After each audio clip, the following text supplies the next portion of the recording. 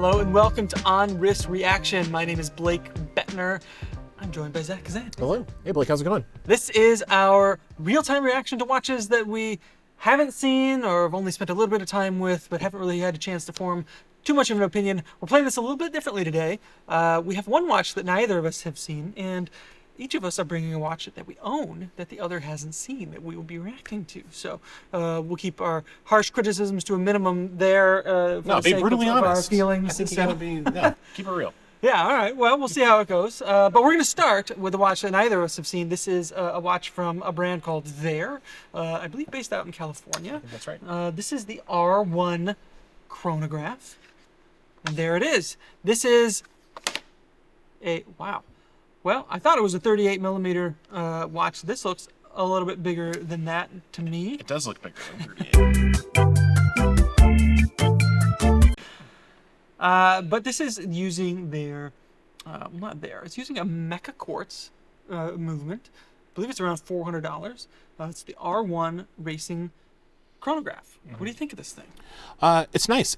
I like the cushion style case shape, and it has like this very kind of dramatic contrast between the polished, like sides of the lugs here, the tops of the lugs, and this brushed bezel.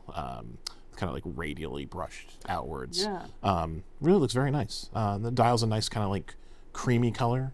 It's good. Very kind of like 70s inspired, sporty. Definitely. I think, yeah, there's an interesting aesthetic here that looks familiar in some ways, but it's fun. There's a lot of like colors and contrasts going on here. There's a cream dial. Like you said, the finishing is also really interesting. I feel like depending on the light, it's almost like the focal point of the whole watch is the case here. Yeah, I mean the facets are very wide, so it really like kind of makes the finishing very obvious and like puts it very like out front naturally in that way.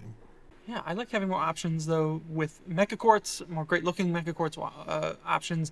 So I feel like this is a watch that, if you are looking for something that's like a Tissot, but don't want the kind of everyday name brand. You want something a little bit different, a little more unique. Maybe something like this would be a good option for you.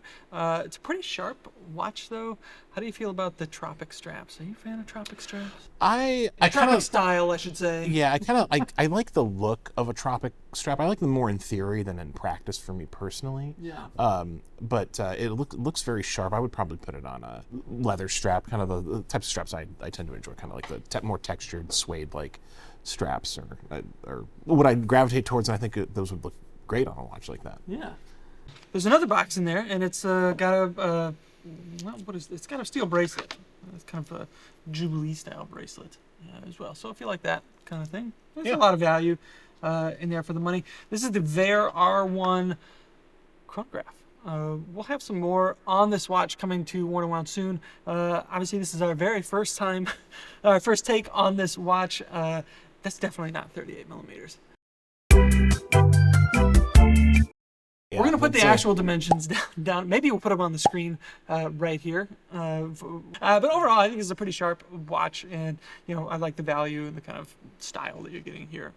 It's nice there. So let us know your thoughts on that one down in the comments below. Vaer R1 chronograph.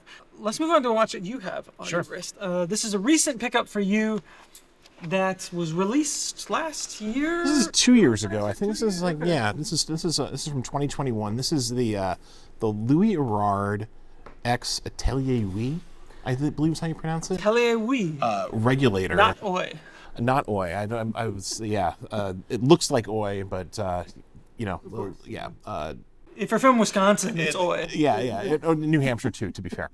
So this is a limited edition collaborative release. It's part of their they made a bunch of these regulator style watches in limited batches over the last few years, and this one I've just kind of like been low key obsessed with since it first came out, and I missed out on the original run, and have sort of thought about picking one up on the secondary market, and just was waiting for the right one to come along, and a watch recon alert that I'd set up went off and alerted me to one that was for sale for a pretty competitive price, and I pulled the trigger.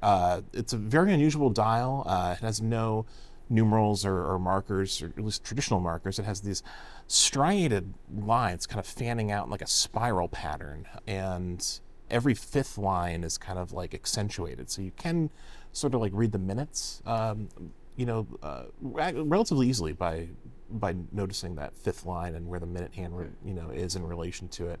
But it's unlike any other watch I own. I'm just really fascinated by the dial. It's really cool the way it plays with light. Watch is a little big. It's 42 millimeters, which obviously I knew going in, but it'll take some getting used to. I literally have had this for like 3 days at this point. So, still brand new for me, but I'm really impressed with that dial, and I was glad to be able to find one of these on the secondary market. Absolutely. This is a really interesting, striking watch, really. This is, I think at first glance it feels like a very conceptualized, like an artistic concept that's put into play here. But now that you mention the lines that kind of stand out every 5 minutes, it starts to make sense. And where I could see, okay, you can maybe read this and use this at a glance, kind of. I don't know if you're used to using like regulator watches, because it's kind of a couple things. I'm not yet. Unusual. I think maybe I will be at some point, but this is not a watch that I bought to wear every day, and it's certainly not a watch that at least for me, you can like easily tell the time at a glance. At least, I think that's kind of not really the point. It is sort of, but it's there. It's there. But it's, I think, to your point, it is kind of more of like an art piece. It is kind of like a little like sculpture on your wrist, sort of. And because of that, it's like you can forgive the size. Oh yeah, I think so. Not that 42 is like some massive or that big, but it's a lot of dial. There's no bezel or anything like here, or there are markings or chapter rings or anything like that. So it really is just kind of, you get the maximum like surface area for the art to kind of have the greatest possible impact, I suppose. It's unusual for a few reasons, obviously, and then like just the regulator is something that I think not a lot of us are used to reading. However, I think once you get used to it, it's like, this is pretty nice. I think that as long as you don't need, of course, people say they get used to it over the course of time. Yeah. But I think it's well suited to someone who maybe doesn't need to like know the exact time, at any given time. Like you kind of like know what hour of the day you're in. I think that's that's fair to kind of know like whether it's like 10 in the morning or 1 in the afternoon. There's not really like too much mistaking that, and you kind of like always have an idea of where you are in the course of an hour at a glance, if not the exact. That's what so it's, I feel like you usually know the hour you're in. Yeah. So what you can ideally all you can see, ideally, unless you're like on vacation. Yeah.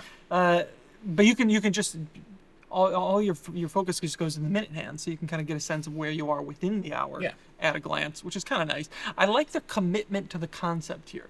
They did, I don't know if they were tempted to like put a sub-dial around anything, or maybe put a number here or there, or put a date window.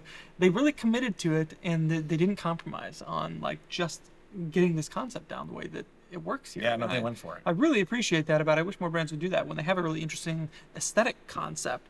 Like there's no compromising on that here, which I really appreciate. Well, congratulations. The watch is beautiful. Not pulling any punches there. I really think it's quite lovely. It's not for everyone. I shared this in the group chat when I got it, and I got a lot of responses like, "Oh, it's giving me a headache," or my my eyes are crossed, and whatever. Like I get it, but it's I think it's cool. I'm like I said, I'm fascinated by the dial. I think it's really striking, and looking forward to. I won't wear it every day. It's not an everyday watch, but I think I'll get a lot of pleasure out of wearing it occasionally. Absolutely, and that's what watches are for. Mostly these days, right? Absolutely. As you're known to say, we've got phones in our pockets. And so, for sure. We should be able to derive some kind of enjoyment out of it. So this is the Louis Erard Atelier regulator watch. I believe we have written about this watch. There's a story about this watch on the site. So we'll leave a link to that down below. Maybe we'll get an owner's review at some point soon. All right, so finally we'll move on to a watch that is my latest pickup and a recent release at that, which is a collaboration between Nivada Grenchen and this very company that we work for. Our company. Hell of a website. Hell of a website. Yeah. This is the Nivada Grenchen Valjoux 72 chronograph. Yeah. Of course, I put it on a different strap. Of course, yeah. Straight away, because it's just we're weird like that.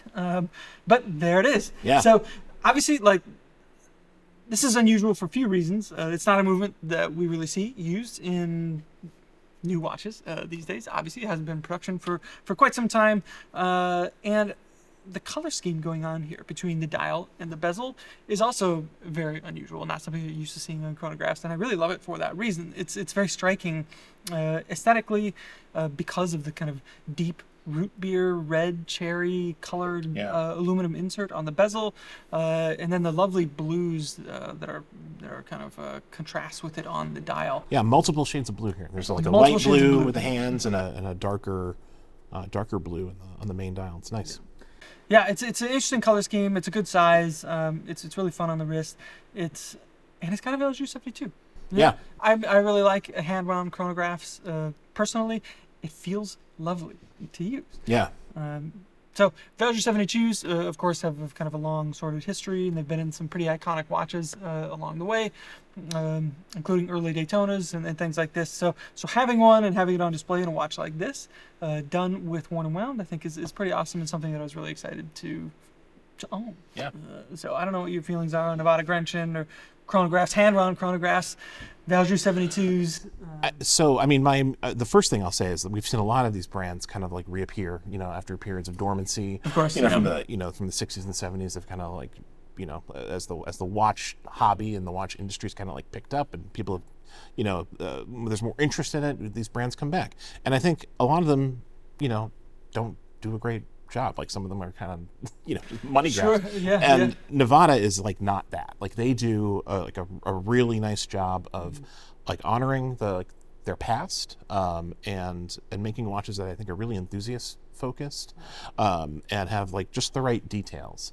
And like you can like just tell like when you have the watches in hand that there's a lot of like care and attention to detail, and like and all the little details of the case finishing and the way the dials are detailed. They do a really, really nice job. So it feels like they're here kind of like for the long haul, and it's not just like a quick flash in the pan money grab thing. Yeah, they've got some cool things happening there across several different ranges at the moment, and I like that they're not afraid to kind of have some fun with it, and then it's like, oh, we're not taking ourselves too seriously here, which I think is important these days. Again, these are watches, we don't need them all that much in our everyday. Like, they should be things that you enjoy and beyond just the practical components of them. Yeah, and that's what this watch is about, is the fun aspect of it, because it's obviously I think the people who've followed our limited editions kind of like understand the sensibility and the aesthetic of where those designs come from, and this is like, I think, just pure worn and wound, like the way the colors complement each other. It's really nice. It came out great. And to flip it over and see that Valjoux 72 movement is just like it's a great looking movement. It's really, even after all these years, it's really awesome. So this is a great pickup. It's fantastic. The case is just a great size. It's lovely. So we have a lot more details on this watch on 111. I believe these are all sold out, unfortunately. So we usually end these things with where we kind of take our pick of the lot and which one we would take home. It seems like a futile exercise today, given that we've already taken them home. We've already taken. We've let our wallets do the talking here. But we want to hear from you. Which of these three watches catches your fancy? Which of these three watches would you be taking home? What are your feelings on the kind of art pieces like we see here from Louis Erard? This reminds me of the Bulgari art collabs that they do. The Tato Endo. Yes. Yeah. Which are also super lovely. Yeah.